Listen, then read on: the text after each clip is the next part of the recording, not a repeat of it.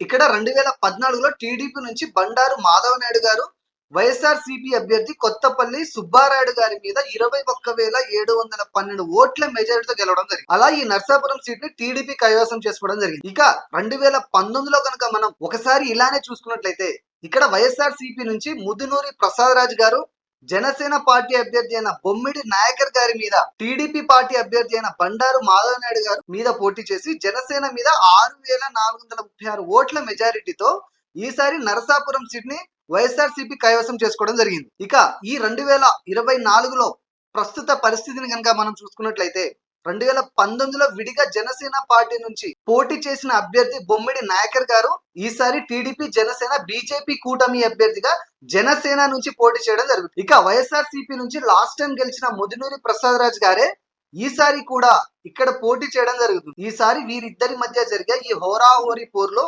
ఏ అభ్యర్థి గెలుచుకోవాలో తెలుసుకోవాలి అంటే మనం ఒకసారి 2019లో వీళ్ళకి పోలైన ఓట్లని మనం క్షుణ్ణంగా గమనిస్తే మనకు ఒక అంచనా వస్తుంది. 2019లో ఇక్కడ విడివిడిగా టీడీపీ జనసేనకి పోలైన ఓట్ల శాతాన్ని ఒకసారి కనుక మనం చూసుకున్నట్లయితే సుమారుగా 76,000 పైచిలుక ఓట్లని ఈ రెండు పార్టీలు కలిసి గెలుచుకోవడం జరిగింది.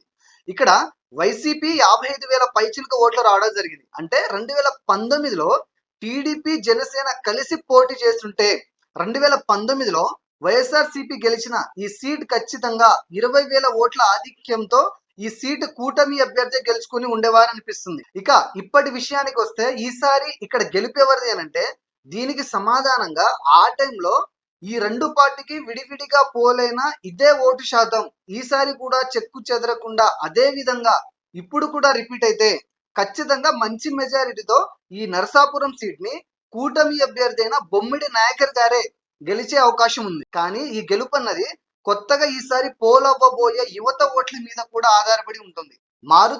మారిన సమీకరణాలను బట్టి యువత ఎటువైపు మొగ్గు చూపితే ఆ పార్టీనే ఈ నియోజకవర్గాన్ని కూడా కైవసం చేసుకునే అవకాశం ఉంది.